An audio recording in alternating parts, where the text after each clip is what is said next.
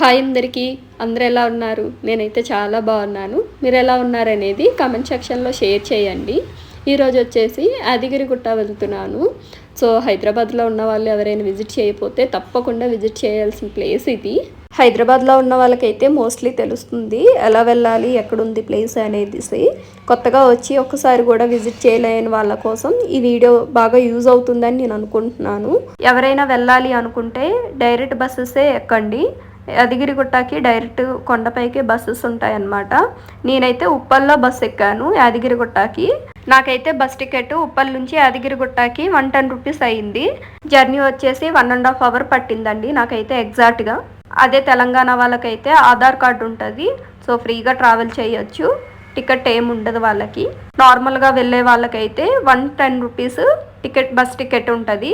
Palle Velugu bus ఎక్కితే 70 rupees ticket అండి. అదే ఎక్స్ప్రెస్ ఎక్కితే 110 రూపీస్. నేనైతే ఎక్స్ప్రెస్ ఎక్కాను, 110 రూపీస్ అయ్యింది. నాకైతే ఓవరాల్గా ఈ ట్రిప్కి 300 రూపీస్ అయ్యింది. ఇప్పుడైతే యాదగిరిగుట్ట కాంప్లెక్స్కి అయితే వచ్చేసాను. వచ్చిన తర్వాత కొండపైకి ఇంకొక బస్సు ఉంటుంది. సో ఆ బస్సు ఎక్కితే మనం డైరెక్ట్గా టెంపుల్ ముందే దిగుతాము. ఈ కొండపైకి వెళ్ళే బస్కి అయితే మాత్రం టికెట్ ఏమి ఉండదు. మొత్తం అప్ అండ్ డౌన్ ఎవరికైనా ఫ్రీగా వెళ్ళి ఫ్రీగా రావచ్చు. ఈ టెంపుల్కి విజిట్ చేయాలి అనుకుంటే మాత్రం ఆఫ్టర్నూన్ స్టార్ట్ అయ్యి వెళ్తే ఈవినింగ్ అవుతుంది. ఈవినింగ్ వ్యూ అయితే ఎక్సలెంట్గా ఉంటుందండి టెంపుల్ దగ్గర. నేనైతే కాంప్లెక్స్లో కొండపైకి వెళ్ళే బస్సు ఎక్కేసాను. యాదగిరిగుట్ట కాంప్లెక్స్ నుంచి కొండపైకి జస్ట్ 5 మినిట్స్ జర్నీ ఉంటుంది. కొండపైకి వెళ్తున్నంతసేపు చాలా పీస్ఫుల్గా, చల్లటి గాలి, ప్రశాంతంగా అనిపించింది.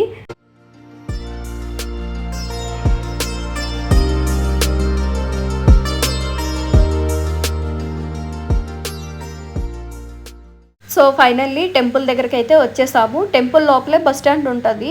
సో ఎక్కడ మనం దిగి నడవాల్సినంత అవసరం అయితే ఉండదు. దిగిన వెంటనే చెప్పులు సబ్మిట్ చేయాలి. చెప్పులకి 5 రూపీస్ ఛార్జ్ చేస్తున్నారు. కింద మనం నామం బొట్టు పెట్టుకోవాలి, దానికైతే 5 రూపీస్ తీసుకుంటారు. మన మొబైల్స్, బ్యాగ్స్ అన్నీ ఒక చోట సబ్మిట్ చేయాలండి. టెంపుల్లోకి అయితే ఏది అలౌ చేయరు.